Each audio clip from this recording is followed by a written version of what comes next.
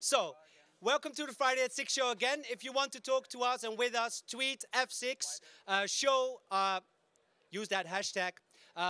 We'll continue with our next guests. I haven't seen him, but he should be here. Ladies and gentlemen, give it up for Ferry Heilemann. There you are, Ferry.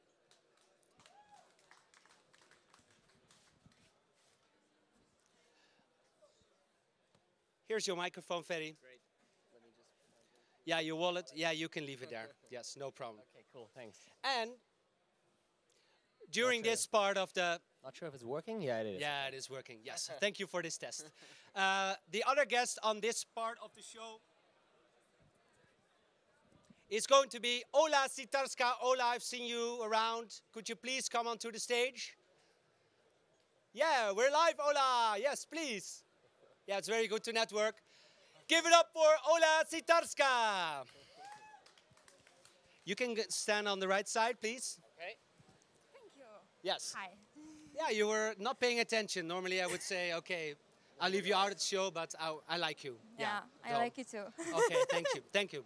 Okay, so here we have Ferry Heilemann and Ola Sitarska. Ferry, maybe you know him. He sold Daily Deal to Google, Google Places. We're going to talk about that later. And Ola today gave a workshop about a topic that is very close to my heart. Namely, the topic is how to fail fast. And if you're an entrepreneur yourself and you've been there, you know how hard it is. It takes some time also, you know, to rethink things, how you're going to do them better. But this lady took it further and she talked openly about how to fail fast. Yeah. So, Ola, I mean, I can introduce you like this because you're 20 or? Yeah, I'm 20. You're 20, so you have a long way. Yeah. I mean, yes, you have a lot of new chances to do it better. Yeah. So tell me about, and you may step forward. Okay. So you had MyGuidie, Yeah. was your startup. Yeah. So what happened? What went wrong? Okay, so before I created MyGuidie, I was 16 and I created my first company, which was a game I created basically and programmed for myself. And then was the second game, and both of them were very successful in Poland. So then I thought, okay, so I'm 18, so it's time for me to make a global product and go bigger and huger and everything. So it was MyGuidie. It was like a marketplace where you can book things to do in every city, organized by locals. And it was like a wonderful idea. We have a great team and good execution, and like everything was described as the recipe for success, and we failed. It was like few reasons of that, and this is a long topic, but to long Main story reason, short, main reason. it was a platform. It's really hard if you don't have a lot of money to put into sales and marketing. Yeah. It's hard to focus on the two groups of users at the same time. So Yeah, okay, organizers, participants. Yeah, sorry, but I Yeah. mean, okay, that's an investor's problem. What did you do wrong? Yeah, but this is investor program. But we find a way to market the one group, but we didn't find a way to market the other group. Okay. So it was some ways who supposed to work, Yeah. but they were too expensive to Yeah. market. So we're afraid that we'll go into Groupon model when you have to put a lot of money, and we didn't really want that because we like things which are scalable. We also didn't have office together, so yeah. At the end of the day, yeah. Yeah, so because Yeah. you know his background, Yeah, or I know. yeah, It's Daily so Deal. yeah, So right. So basically, yeah. this is the Groupon model, and you Yeah. say it's not scalable. I mean, It's not highly scalable. This is not the game when you just have to put more servers to make this work, because you have to like put like every customer costs you a real money. Yes. In the game, it's totally different because you just have to, I don't know, put an advertisement somewhere, somewhere, and it has like Yeah, the but, the sorry to $1 can interrupt give you. you thousands users, not one. so the problem was that you Yeah. didn't do your marketing well. yeah, probably. Okay, Yeah. so Ferry, welcome on the show. Thanks. It's a pleasure to have you here. But what she's talking about is user acquisition. Yeah. And this was also one of the reasons, I believe, that why you sold to a bigger company, namely Google. Uh-huh. Yeah, so can you teach her something about, you know, was it an avoidable failure of her, or is it not her fault? I think it's difficult to say. It depends on the situation. Well, we were the first to start in continental Europe. That gave us at least a certain first mover advantage in Europe, and prices did increase a lot. And we figured out that marketing is a very, very important issue, or important topic. So we basically managed to get professional, good CMO as quick as possible. And well, I focused on sales. I mean, as you explained before, you have the two topics. You have to get the merchants and the users, the marketing side. It is extremely tough. I mean, in January 2010, there were like 15 to 30 competitors, and after a year, there were like 2. So it was a very competitive market. Yeah, but I mean, this is also what I've heard. To execute, I mean, even if you're not a first mover, but execution in the end was everything. I heard that you slept in the office most of these 2 years that you made it really big. Well, yeah, we put a lot of time and effort into the business. It was basically true that we started from one day to the other with our 2 seed investors who said, like, okay, we're going to do it. Only condition, you guys start tomorrow. Yeah. So in these were Stefan Glenzer and Michael Brehm. Yeah, and for the first 8 months in Berlin, my brother and me, we didn't have an apartment. We didn't manage to get one. We lived in apartments and hotels at friends and slept for 8 months in the same bed. So it was not a lot of time left besides the business. Yeah, but because you didn't sleep, so you didn't need the bed. So, I mean... True. Yes. But when people, I mean, because you're perceived as being super successful, do you also see yourself as super successful? Well, I think we worked a lot and very hard, and we're probably also kind of clever, but it's also a lot of luck. I mean, the timing was just perfect for us, and that's, I mean, you need luck with the timing. I mean, if we would have started or would have tried to start 5 months earlier, nobody would have given money to us. If we would have tried to start 3 weeks or 4 weeks later, it would have been already too late.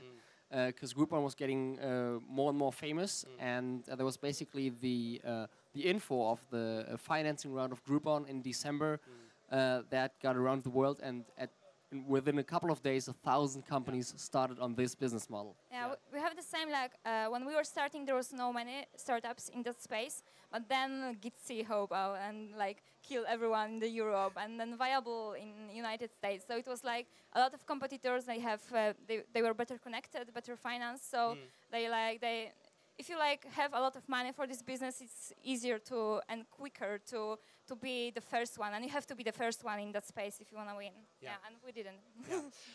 Ferry, I think that also one of the things that you and your brother Fabian wants to give back to the Berlin startup scene is some sharing of knowledge, because obviously you did a very good job. How have you walked this path over the last 8-9 months? What have you done to educate other guys who want to do the same thing as you? So we basically started right after the exit to invest into other startups here in Berlin. By now we already did 7 to 8 investments, and we're basically open also for talks like this, just to give knowledge to other people. I wouldn't say I'm able to educate anyone, but I can just share my experiences, and it might help. Yeah, so what is the main thing that you share with other people about what you've learned? Well, I think the most important thing is, if you want to start up a company, if you want to found a company, you have to do it 100%. It does not make sense at all to say, yeah, well, actually I'm working as a photographer, but I have this idea and I'll start it somehow.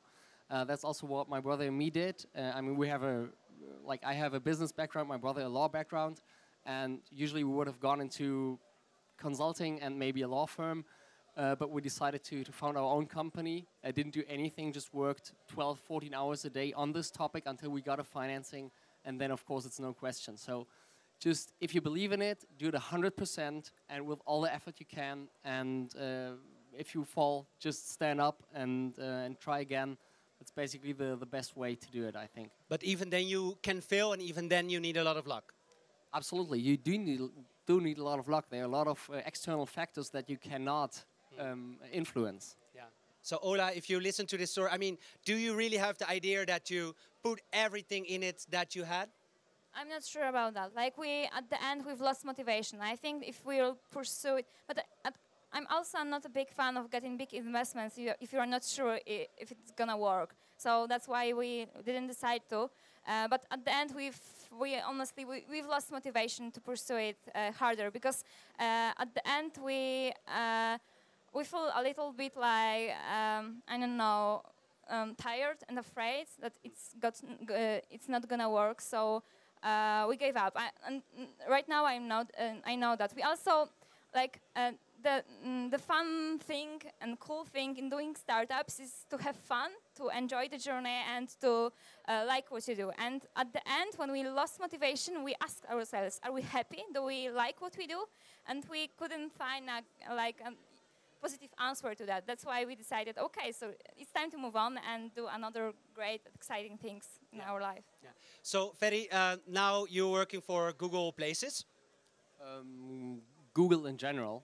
Google it in would general, be okay. rather Google Offers Okay. as the US pendant. But still local e-commerce or other things? Well, basically, we are still working for Daily Deal. Daily Deal is still the own entity, still located here in Berlin, and my brother and me, we are still leading the business for Germany, Austria, and Switzerland. We have an integration team from Google at our place, and we're working closely together on the topics of marketing, tech, and also sales. Yeah. But we're still more or less standalone. Yeah, so and how long is the contract so that you have to stay inside Google before you can start something on your own? Well, I can't give you details on that, but it's not. I'm not there because of any contracts. I'm actually still working there because I just like what I do. It's still our baby, and I'm of course also committed to all our employees. I mean, we wanted them to be loyal, and of course we'll also stay loyal with the company and get it to the next level. Yeah. Although I heard that even the first developers didn't got any equity in Daily Deal, right? Yeah, well, we were like law and business driven, so we're the sales and marketing. Our first CTO basically dropped out after 4 weeks. Well, he wanted to continue with his studies. Okay. Okay, but then you decided to give nobody equity after that as first developers? Well, no. Some people had equity. Okay. It was not just my brother and me. Ah, okay, okay. There were a lot of incentives for many employees. Yeah, because I'm asking because a lot of people say, you know, Berlin needs these, so to say, newly millionaires to go out to the streets and invest some more for Berlin to grow bigger. I mean, you are also, you know, taking part in that, having 7 or 8 investments. But on the other hand, there are more people needed in Berlin that invest in these first rounds, right? That's absolutely true, but I think that the number of investors, also in seed investors, business angels, increased already a lot over the last 2 or 3 years. And I think the situation or the possibility to get money right now is way higher than it was 2 or 3 years ago. Yeah. So no complaining, just head down and working. Absolutely. Okay. Thank you so much, Ola Sitarska and Ferry Heilemann. Thank you so much. Very interesting talks.